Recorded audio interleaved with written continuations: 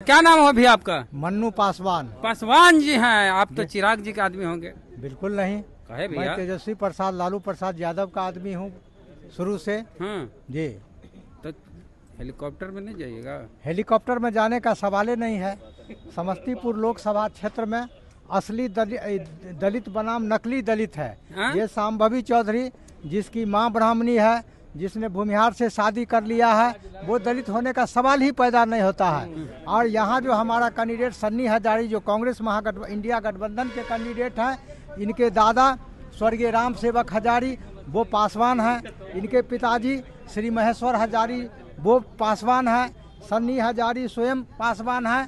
तो ये दलित का सीट है और यहाँ दलित प्रतिनिधित्व करेगा, असली दलित प्रतिनिधित्व करेगा। आप बताइए पासवान जी, किसी दूसरे जाति में शादी करना गैर कानूनी है क्या?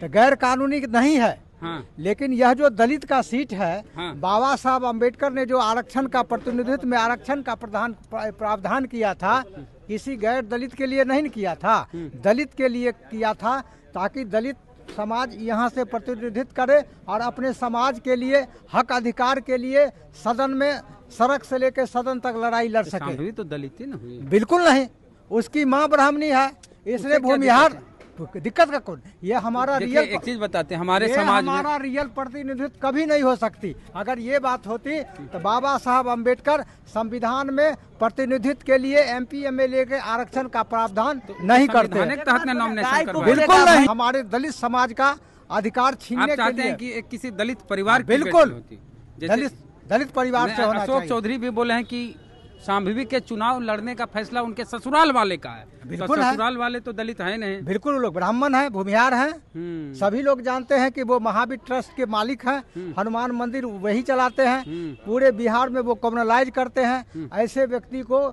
जननायक कर्पूरी ठाकुर की धरती पर कभी स्वीकार नहीं करेगा। RSS के लोगों को, RSS के मानसिकता के लोगों को, समाजवाद की धरती समस्तीपुर है, जननायक कर्पूरी ठाकुर की धरती है, यहाँ पर समाजवादियों का गढ़ है। यहाँ पर कोई शांभवी चौधरी नहीं चलेगा, चलेगी एकमात्र इंडिया गठबंधन का उम्मीदवार सन्नी हजारी चलेंगे। क्या नाम हुआ आपका? मोहम्मद फजले करीम, पूर्व जिला महासचिव युवा जदयू। क्या होगा समस्तीपुर में बताइए? अरे क्या होगा, आप जदयू वाले हैं जी? जी जदयू वाले हैं। और सबसे बड़ी चीज खुशी की बात है, तबरेज बाबू बताए थे कि कार्यकर्ता की रीढ़ की हड्डी होती है।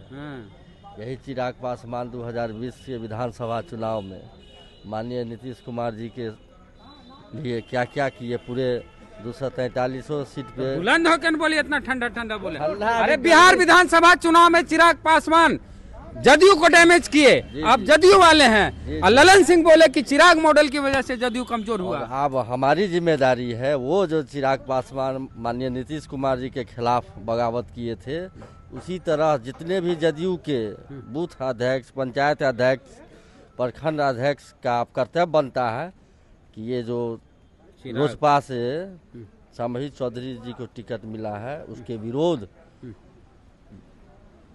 माननीय सन्नी हजारी को भारी बहुमत से संसद भवन में भेजने का काम हम लोग करेंगे। तो जदयू वाले लोग चिराग पासवान से बदला लेंगे समझती? बिल्कुल।